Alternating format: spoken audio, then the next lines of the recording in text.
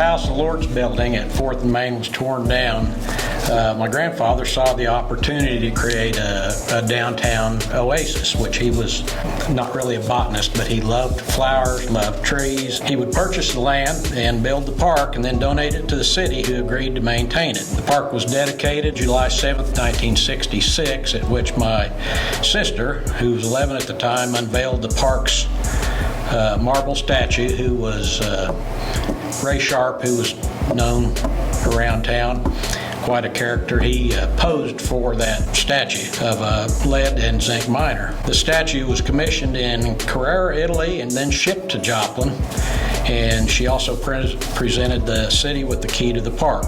Our grandfather, George A. Spiva, donated the park in honor and memory of his father, George N. Spiva, to downtown Joplin.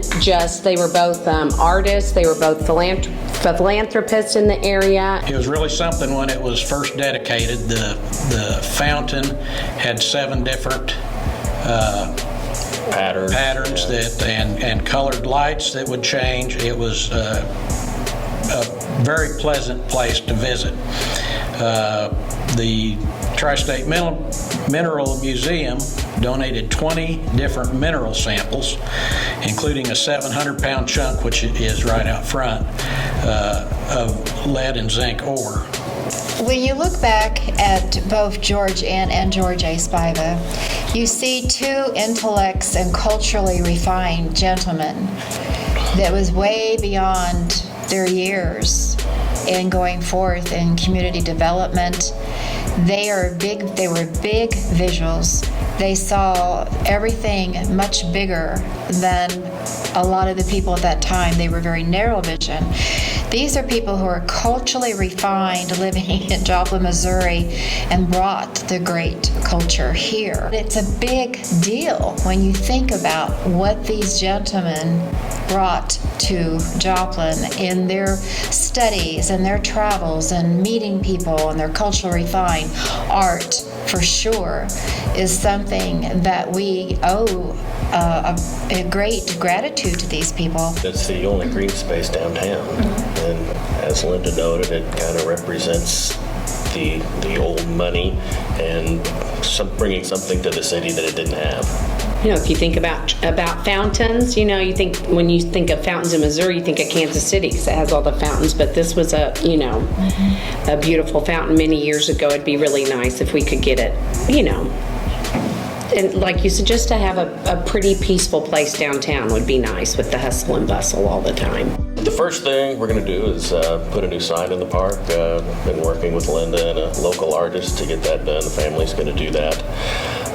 And unfortunately, over the years, the park has deteriorated to the point where there are some major projects that need to be done. 2 come to mind. The first one is the masonry work around the park.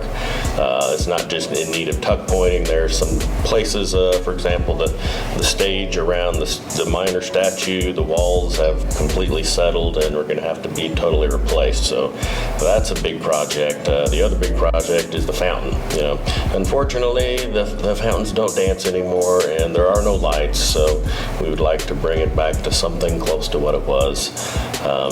We don't have any estimates for the cost of these right now, but the family and the Joplin Arts District are looking to develop a capital campaign to get the work done. When you come downtown on Main Street, Joplin, Virginia, you're seeing the history, the development of the true heart of Joplin. It's where people come home to. This is where they want to see what's happened since they were gone. And proudly enough, we are so much better in the last 20 years than we were downtown.